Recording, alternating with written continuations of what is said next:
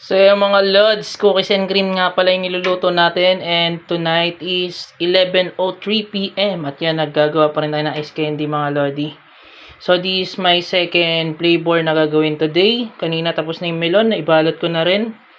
So ito ngayon, cookies and cream mga lods, sana nagustuhan ng mga customers natin to. So yan, haluin lang natin yan, ang haluin para umailalim din yung mga cookies. So yan, sana magustuhan nila to. Pag kulang yung cookies, yung lasa sa susunod, dagdagan ko na lang kahit medyo lugi na tayo. Joke lang.